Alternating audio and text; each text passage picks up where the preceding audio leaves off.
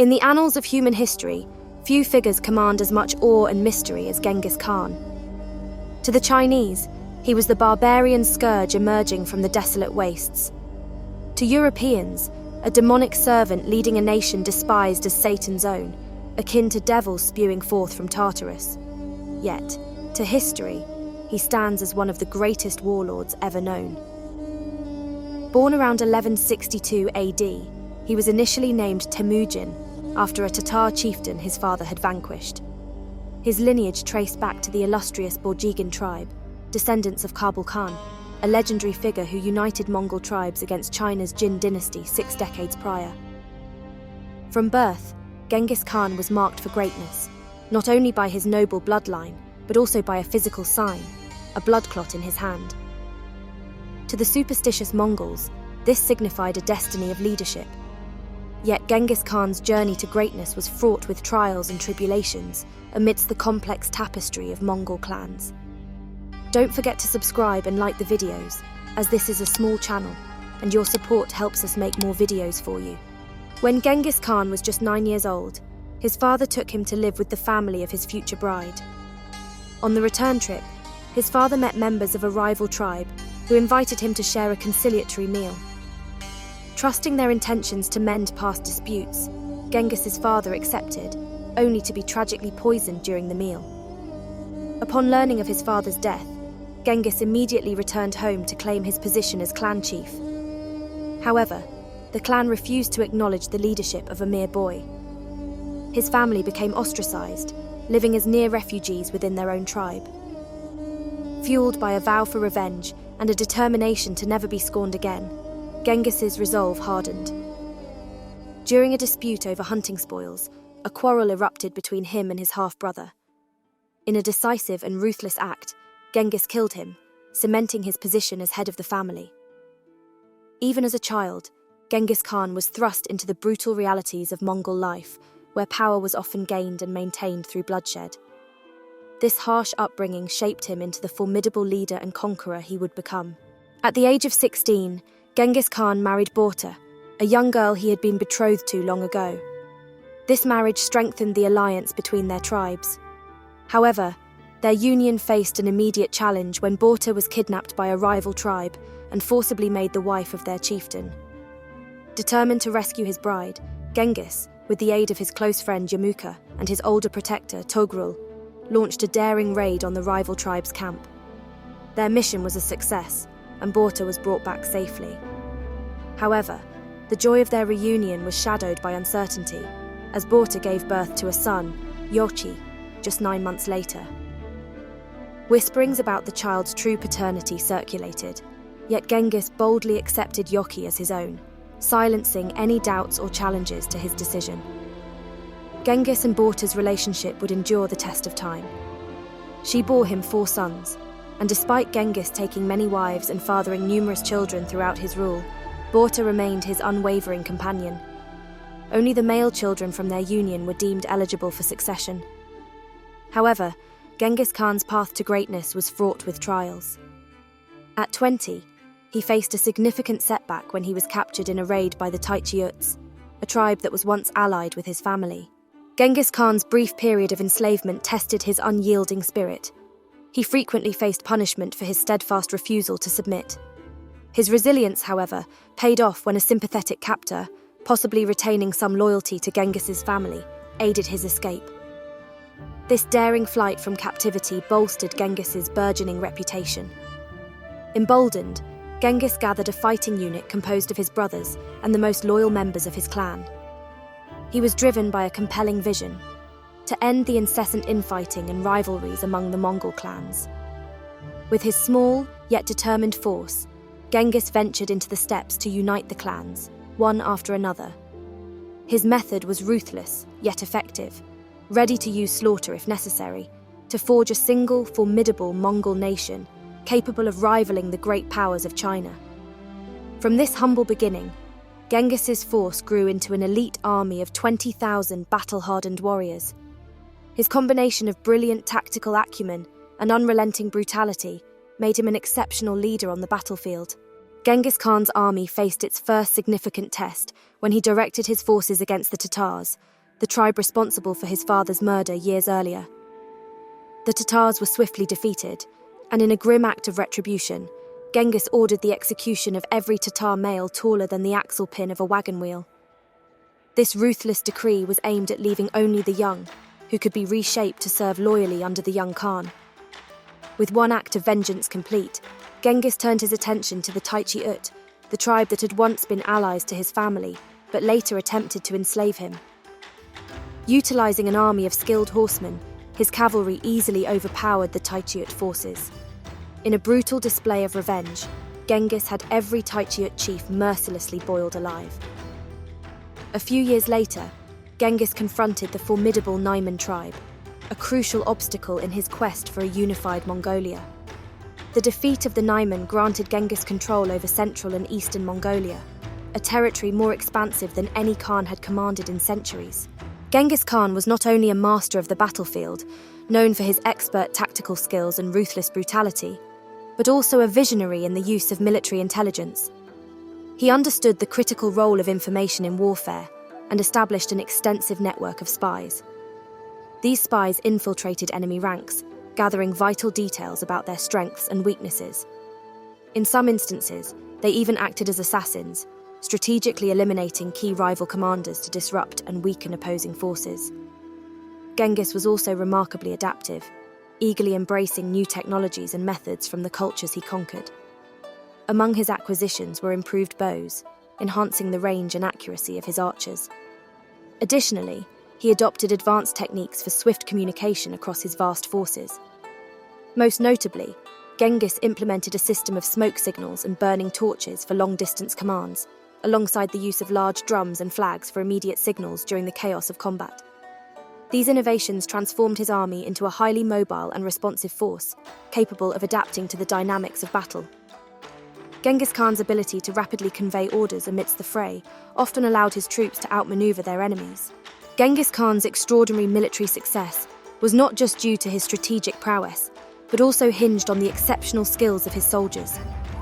Unlike many ancient commanders who conscripted indiscriminately, Genghis was selective, ensuring that each warrior in his ranks was an accomplished horseman, adept at riding without a saddle.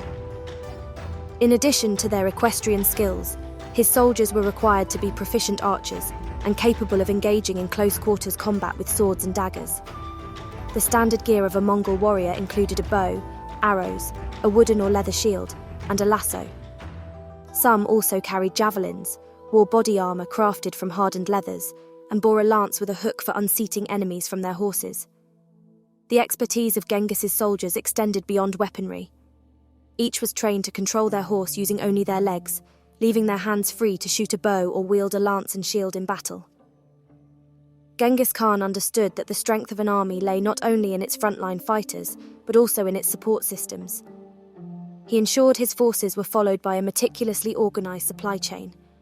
This included ox carts laden with provisions and additional military equipment, shamans to offer spiritual guidance, boost morale, and tend to the wounded, and even government officials tasked with cataloguing the spoils of war. After achieving victories over the major Mongol tribes, Genghis Khan's conquests led to a unification of the remaining tribes under his leadership.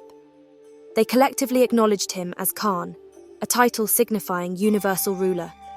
This title held not only political weight, but also immense spiritual significance. A great shaman proclaimed Genghis Khan as the earthly embodiment of Monke Koko Tengri, or the eternal blue sky, the supreme deity of the Mongols. This divine status bolstered the belief that Genghis was destined to rule the world. With this newfound celestial endorsement, Genghis wasted no time in expanding his empire. In 1207, he turned his formidable forces towards the kingdom of Xixia, which had prospered in northwest China since 1000 AD. After 2 years of relentless warfare, Xixia surrendered unconditionally. Genghis then shifted his focus to the Jin dynasty in northern China, embarking on a monumental 20-year campaign. Even as he waged war in China, Genghis Khan's ambitions stretched further west. He initiated diplomatic relations with the Khwarezm dynasty, a Turkish empire encompassing regions of Turkestan, Persia, and Afghanistan. However, these diplomatic efforts deteriorated rapidly when a Mongol delegation was attacked by the governor of Otrar, a thriving and strategic city. When a Mongol trade caravan of 450 people arrived at the city, Governor Inalchuk of the Khwarezm dynasty falsely accused them of being spies and executed the entire group. This act of aggression prompted Genghis Khan to send a delegation of 3 diplomats to the Khwarezm Sultan, demanding justice for the murder of his people. However, the Sultan's response was brutally dismissive. He beheaded the lead ambassador and humiliated the remaining 2 by shaving their beards before sending them back to Genghis Khan, along with the severed head. This egregious insult would ignite a devastating response. In 1219, Genghis Khan personally led an enormous army of 200,000 Mongols in a punitive campaign against the Khwarezm dynasty. His forces swept through city after city, mercilessly razing them to the ground. The Mongol army employed a brutal tactic, forcing captured civilians to march ahead as human shields during the sieges of subsequent cities. Genghis Khan's wrath spared no one. Children, domestic animals, and livestock were all victims of his indiscriminate slaughter. By 1221, the conquest reached its climax with the capture and execution of the Sultan and his son, effectively annihilating the Khwarezm dynasty. The invasion of the Khwarezm dynasty by Genghis Khan marked the expansion of his empire into Eastern Europe, ushering in an era known as the Pax Mongolica. While renowned as a fearsome war leader, Genghis Khan was equally a sagacious statesman who valued peace and prosperity alongside conquest. His invasions imposed law and order on vast territories previously plagued by the rule of brutal warlords. Genghis Khan's stringent prohibition of blood feuds brought an end to the incessant clan and village conflicts, fostering a period of relative peace. His laws, reflecting the Mongols' profound respect for the environment, mandated the careful treatment of natural resources and outlined strict penalties for adultery, theft, and bearing false witness. Genghis Khan instilled a sense of decency and unity in his soldiers, emphasizing obedience and camaraderie. Soldiers were taught to assist each other in the field, including picking up any items dropped by a fellow warrior. This ethos of unity and cooperation was a stark contrast to the traditional selfishness that had fragmented the societies of the time. Through these reforms, Genghis Khan effectively wove together the diverse cultures and peoples under his vast empire. Genghis Khan, remarkably progressive for his era, revolutionized leadership structures by abolishing the tradition of promotions based on heritage or ethnicity in both the military and government. He established a meritocracy, decreeing that a person's capabilities and achievements, rather than their lineage or racial background, should determine their suitability for advancement. In Genghis Khan's empire, a non-Mongol had equal opportunity to rise through the ranks as a Mongol, with efficiency and competence valued above social status. In a move that was centuries ahead of its time, Genghis Khan also granted tax exemptions to religious organizations. This policy was part of a broader framework of religious tolerance, reflecting the Mongol tradition of viewing religion as a personal matter, free from legal constraints or state interference. Another visionary contribution of Genghis Khan was the establishment of a mail system. This system enabled the secure delivery of packages and letters over vast distances from Europe to the coasts of China. Such an efficient and far-reaching postal network would not be replicated for centuries. Genghis Khan passed away in 1227 AD, and the exact circumstances of his death remain shrouded in mystery. Historians speculate that he may have succumbed to an injury or natural causes. In keeping with Mongol tradition, the burial of this legendary war chief was notably modest, lacking any grand monument. The funeral procession carried Genghis Khan's body to a secret location, eliminating anyone they met along the way to safeguard the secrecy of his final resting place. Legend has it that a river was even rerouted to flow over his grave, ensuring that it would remain undisturbed for eternity. Following Genghis Khan's death, his empire reached its zenith under the rule of his sons. The Mongol horde extended its influence to the gates of Vienna in Austria. However, the death of his son Ogadai prompted the horde's commander to return to Mongolia, inadvertently sparing Europe from further Mongol expansion. Despite being ultimately spared, some historians argue that Europe might have benefited from the progressive values of Genghis Khan's empire.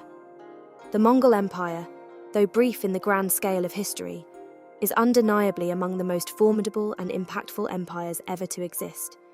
If you made it to the end and loved this video, how about you go and watch the two on the left side of the screen?